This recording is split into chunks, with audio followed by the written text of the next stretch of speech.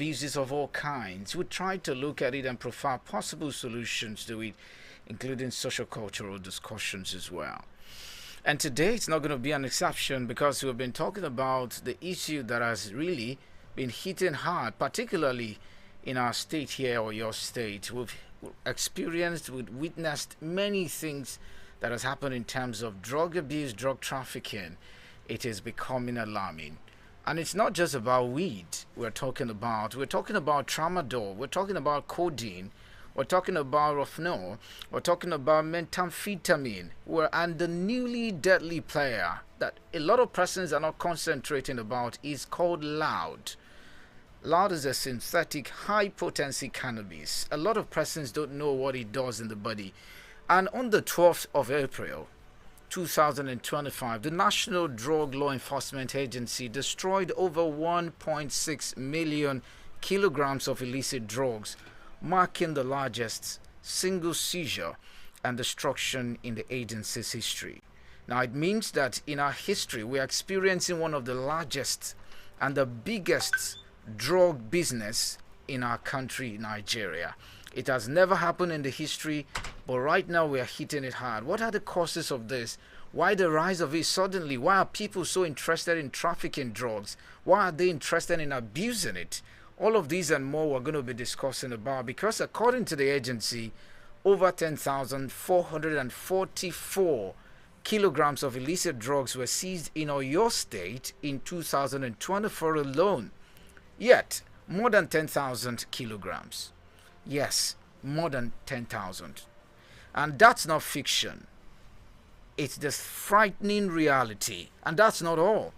Because in the past 4 years alone, 10,572 traffickers were prosecuted and convicted. I can tell you, because I came prepared for you, a lot of data to back up what I'm talking about. So, now let me give you other data that you need to know. About 546 individuals were arrested, ranging from 12-year-old teenagers to 80-year-old elders. Now, of these, 511 were males and 35 were females. Now, the types of drugs: cannabis, tramadol, Rofenol, codeine, diazepam, and the newest villain on the street is a villain. You don't know it. It's called loud. And now you may want to ask, what is loud? Well, loud is a high-grade, high-potency cannabis, often imported from Canada, Arizona, and other parts of the country. It's stronger, costlier, and deadlier. A lot of persons don't know. And it doesn't just alter the mind, it hijacks it. It changes and transforms your mind. It takes total control of the mind. Well, some persons might ask, have you suddenly become a narcotic expert? No. But then I've got an expert in the house, and we're going to be talking extensively about this in the moment of time. Well, I have a special guest in the studio with me this morning. Yeah, she's not new to this platform. She's been here over time. And today, she's representing the Oyo State Commander from the NDLEA. I'm talking about Mutiat Okobi is here in the studio. Good morning to you. Welcome to the Avalanche once again. Good morning, Nigeria. I'm happy to be here this morning. All right, so it's good to have you once again.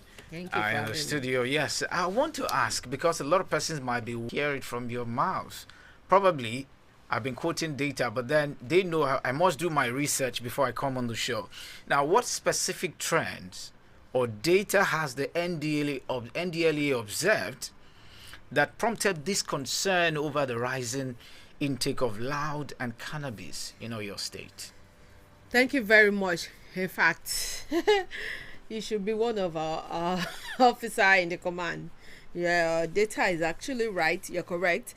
We have had in the last year over 10,000 tons of different kind of drug of abuse, ranging from diazepam, cannabis sativa. People who use drug realize they are not doing well and they want to stop. But the compelling, nature of the kind of drug they take makes them the victim sometimes forever. It has been proven scientifically that 90% of people that do drugs don't come out of it.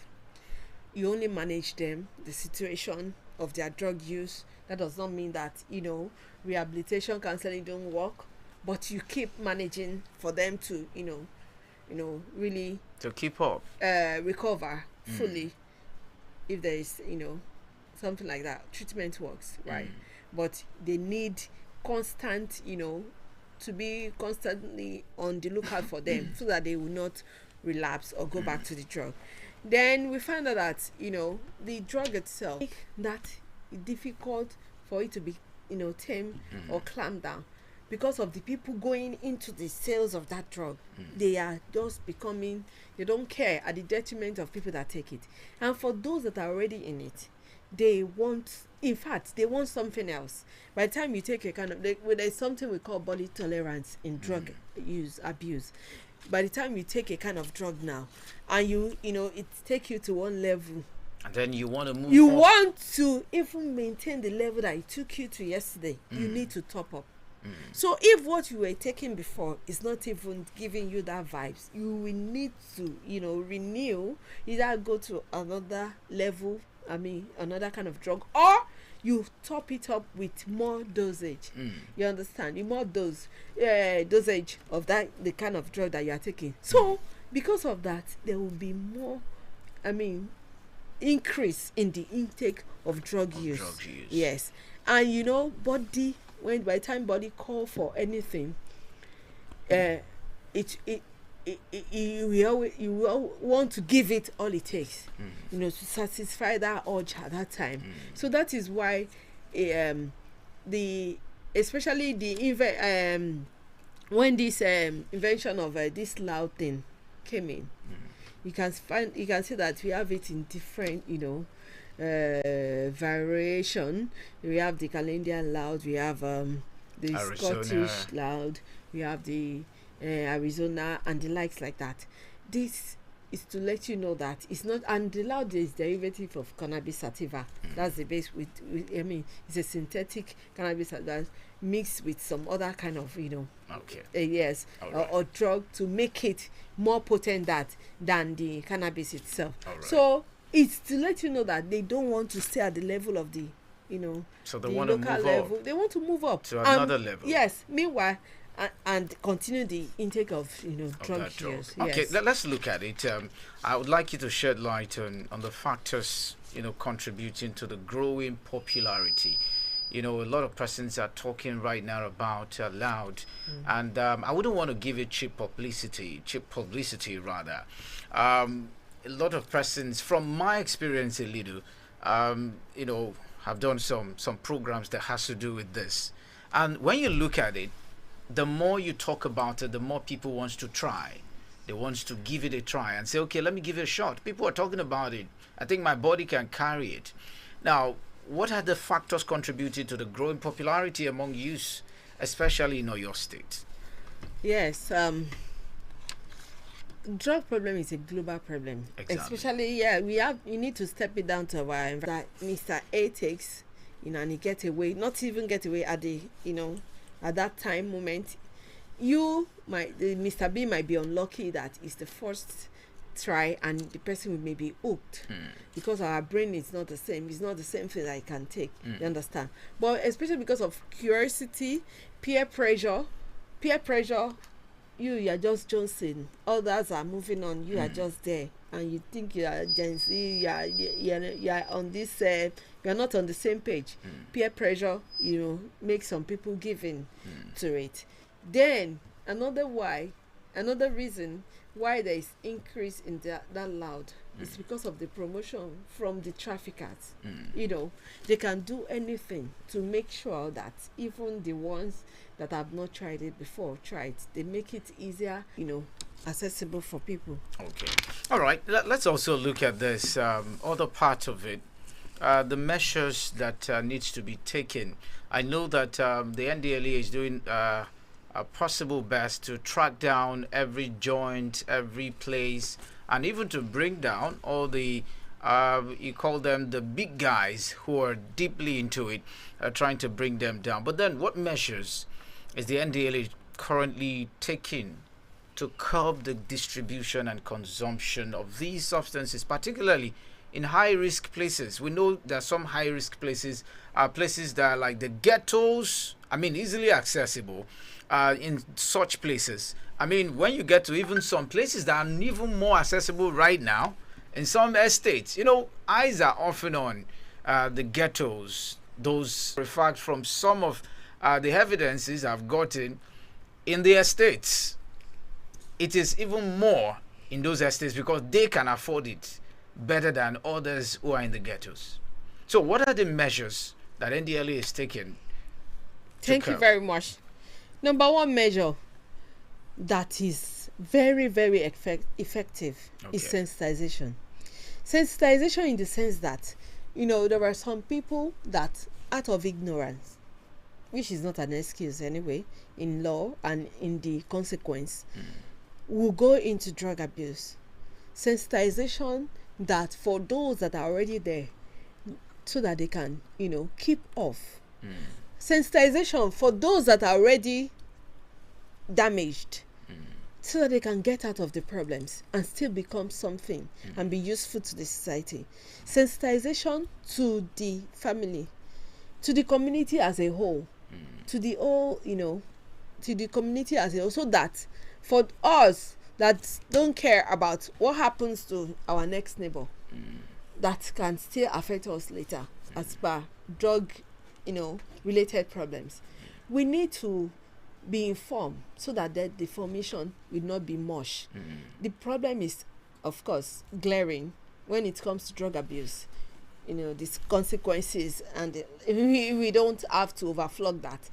So people need to know and wake up that it's everybody's responsibility to make sure that we have information about drug abuse, the signs of drug abuse, what we need to look out for those that are doing drugs, the way out of drug abuse, so that it will not escalate, it will not become a cankerworm as it is, already. Like I said, it's not just a Nigerian thing or African thing, it's a global problem. But it needs to be managed by all, individual, family, church, So everybody needs information, and that is why that sensitization awareness have to increase, and that's one of the measures that NDLA is using to make sure that if it's not totally eradicated, it's brought down to the BRF's minimum. That is one. Number two is our, we use a double-edged sword. We have sensitization, and then we cut down the inflow of drug, which is through our operative. Almost, don't let me say every minute, going to all those, high-risk area. The sensitization too, we take them to those high-risk area because we work with, you have of course mentioned that as well, our public destruction of exhibit of course is the highest destruction of exhibit in the history of NDLEA. If I may ask, you were able to put 1.6 million to flight. Now let me ask you, how did you come about it? I wouldn't want you to give me detail because some persons might be looking, okay, this is how they got them. No, but I just want you to, what were the measures? Because sometimes I hear some of them put it in the briefcase, some persons put it in the speaker, in the microphone, in different places and all of that. How do you discover all this? Don't forget that these are trained officers. We are professionals and we are good at what we do. We make sure that, by the time we profile, credible people that are willing to clean the state of drug. So we have, with all those things put in place, it's not a rocket science. It's something that we do with I wanted to ask you, no.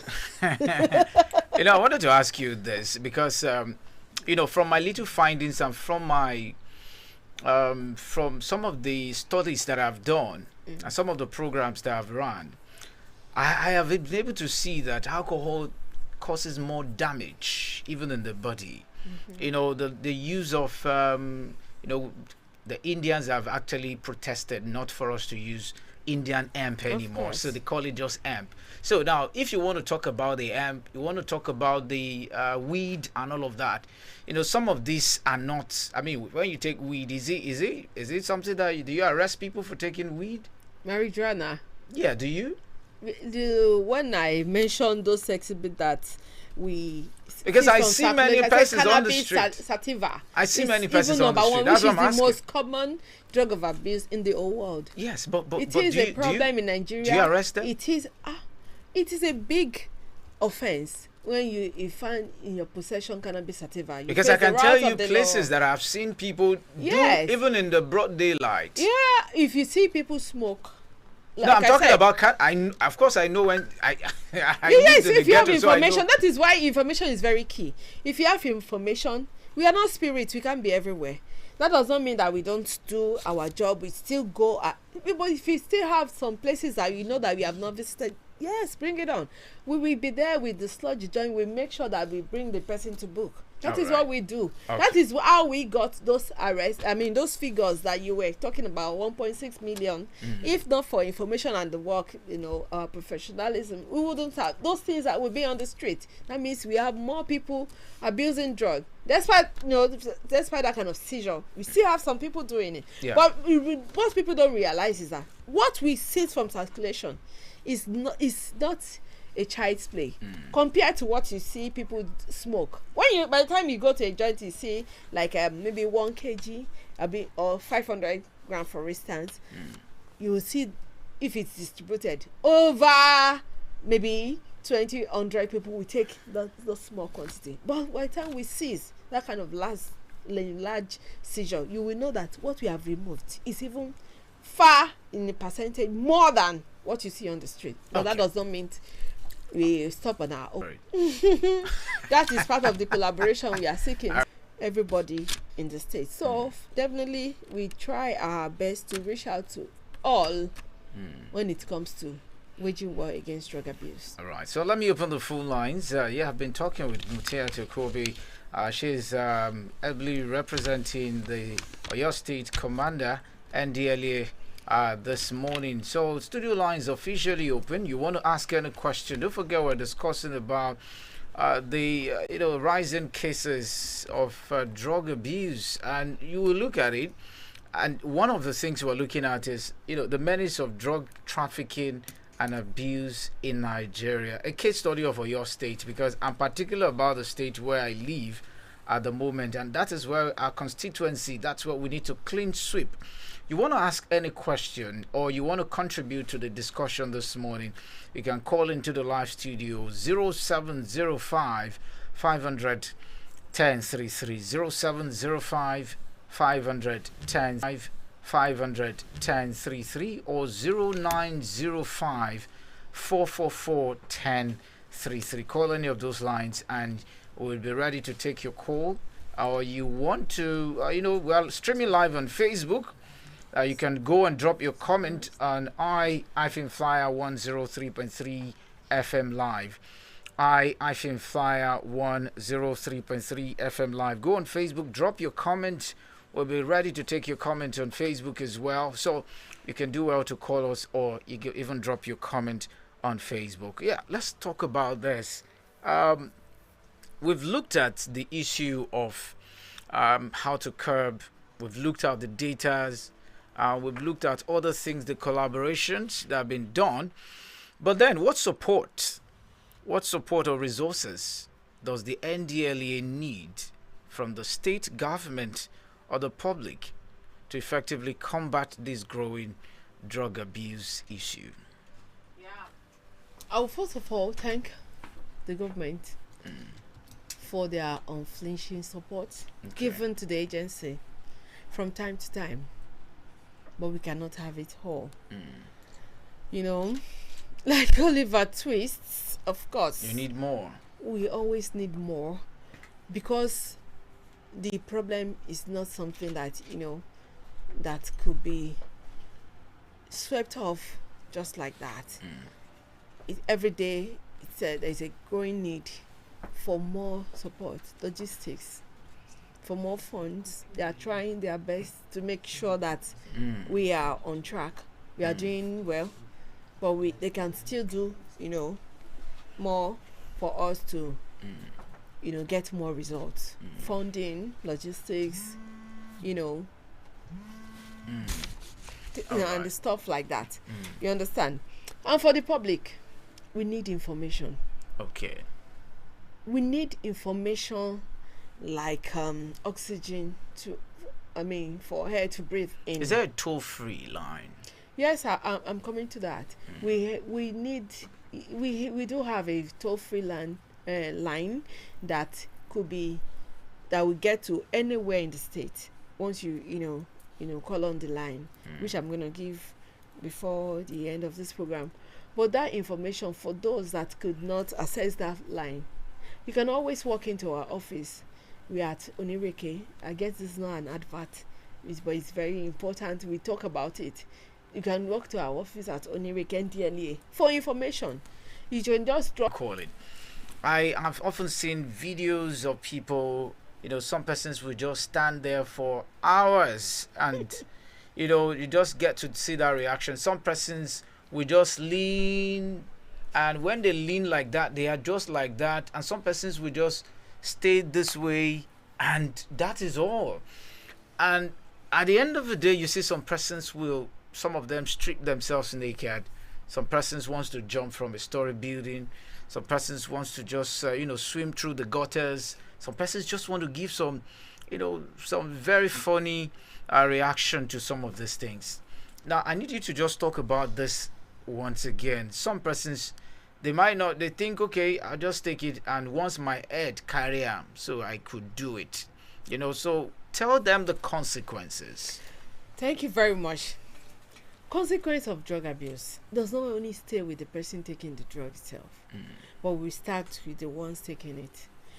I'll put it in 3 categories. Number 1, the physical consequence. The 2, we have the psychological consequence, and then we have the social consequence.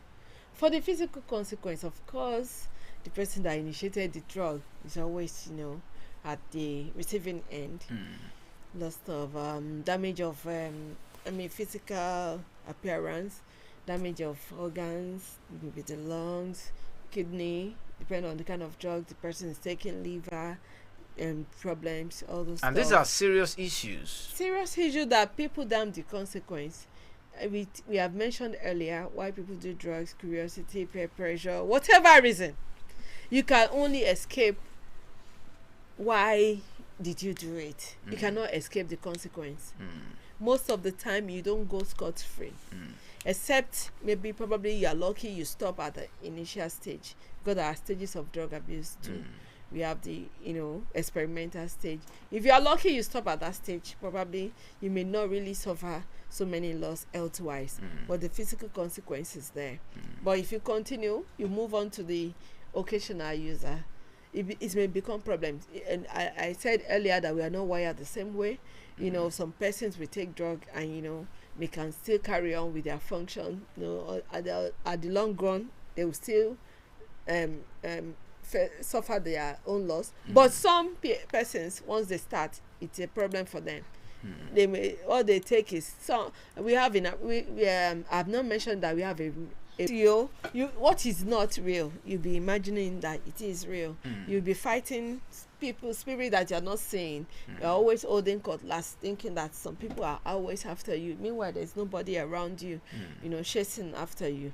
The problem now, the psychological effect on the people concerned, maybe parents, the sister, the guardian, friends, family, loved ones, is because of the problem of the person taking it. If they probably took it to heart, they will start developing hypertension. That does not stop the person taking it not to even have that kind of ailment too. Restlessness, sleeplessness, and becoming both. The consequences comes upon the relatives, those who are familiar, who are so and close, those that are not even a part of the family. Even those who are far away, yes, as long as you belong to that community. Yes. So the problem is better prevented. Prevention of drugs. That is why these days we try to go to even primary school and let them know that there is a problem. Don't start. Okay. Don't even do it. No. That does not mean that we are exposing them to drug use. You may not show them, except those that could understand. Maybe you have seen the aid that they will understand